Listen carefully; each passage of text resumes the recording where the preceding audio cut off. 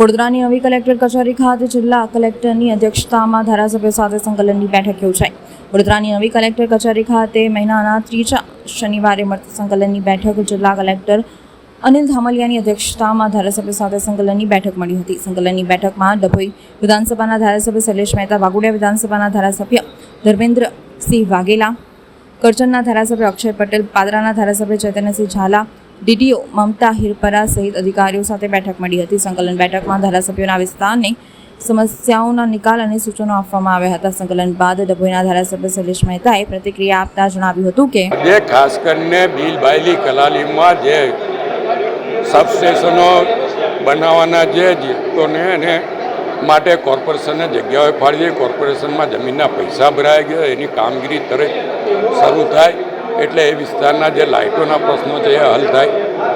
ખાસ કરીને તેન તળાવ કે જેમાં બ્યુટિફિકેશનમાં સરકારે મંજૂરી આપી દીધી છે, એના આર્કિટેક્ટ ટેન્ડર બધી એ થઈ ગયું છે, પણ એનું પહેલું કામ પાણી ભરાવું છે, તળાવ છે, એને માટે મુખ્યમંત્રીએ સ્પેશિયલ કેસમાં 62 લાખ મંજૂર કર્યા છે પાઇપલાઇનથી પાણી ભરવા માટે।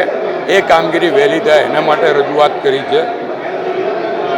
આવો જ રીતે બીજા જે પ્રશ્નો ભૂતકાળમાં પેન્ડિંગ રહેલા છે એ પેન્ડિંગ પ્રશ્નો ઉકલે એના માટેની કલેક્ટરશ્રીને રજૂઆત કરી છે। સાથે પેન્શનર મંડળો જે નિવૃત્ત કર્મચારીઓ જેને રાજ્યના દરેક જિલ્લામાં કલેક્ટર ઓફિસમાં કે બીજી કોઈ સરકારી ઓફિસમાં પેન્શનરોને બેસવાની જગ્યા આપવામાં આવે છે। લગભગ 40,000 ઉપરાંત પેન્શનર વડોદરા શહેર જિલ્લામાં છે, એમને એક ઓફિસ આપવાનો ઠરાવ થયેલો છે, એનો અમલ નથી થતો, એના માટેની રજૂઆત કરી છે। એટલે આ બધા પ્રશ્નોનો હલ તાત્કાલિક થશે એવું કલેક્ટરે ખાતરી આપી છે। જોઈએ છે નેક્સ્ટ સંકલન સુધીમાં કેટલા પ્રશ્નોનો ઉકેલ આવે છે। સંકલનની અંદર આજે મેઇન તો ઉડાની અંદર જે પ્રધાનમંત્રી નવા આવાસ યોજના ફાળવવા માટે ગામ તળની અંદર જે તલાટીઓ દાખલા નથી આપતા અને જેના હિસાબે જે કોઈને મળવાપાત્ર મકાન છે એ દાખલા નહીં મળવાથી એ લોકોના પ્રશ્નો ઘણા મોટા ગંભીર હતા। એ આજે સંકલનની અંદર નિર્ણય લેવામાં આવ્યો કે ભાઈ જે કોઈને મળવાપાત્ર મકાન છે એને તલાટીશ્રીએ સહી કરી અને દાખલાઓ આપી દેવા। જીઈબીના ઘણા મોટા પ્રશ્નો છે કે જે જગ્યાઓએ રસ્તામાં નડતરરૂપ થાંભલાઓ હોય, ભવિષ્યમાં ત્યાં રોડ આવવાનો હોય, ડ્રેનેજ આવવાનો હોય, એવી જગ્યાએ જે આ લોકોએ થાંભલા નાખી દે છે તો નગરપાલિકા કે પંચાયતને સંકલનમાં લઈને આ કામો કરવા।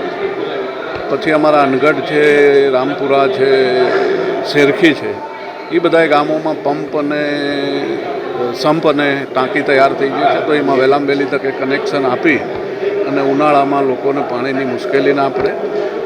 એ સિવાય જે વિસ્તારની અંદર જ્યાં તલાટીઓની ખૂબ ફરિયાદો છે તો એ તલાટીઓને બદલવા અથવા તો એમની ઉપર કડકમાં કડક કાર્યવાહી કરવી। ભૂતાલની અંદર એક તલાટીએ ડીડીઓશ્રીએ લેખિતમાં સૂચના આપી હોય કે આ કામની ચકાસણી થઈ, એનો રિપોર્ટ આવે સેમ્પલિંગનો, પછી જ પેમેન્ટ ચૂકવવું, તેમ છતાં પણ સેમ્પલ ટેસ્ટ કરાયા વગર પેમેન્ટ ચૂકવી દેવામાં આવ્યું હતું। પછીથી એ સેમ્પલ ફેલ થયું, જેના કારણે જે પૈસા ચૂકવાઈ ગયા છે તો એ તલાટીની ઉપર શું કાર્યવાહી કરવામાં આવે છે।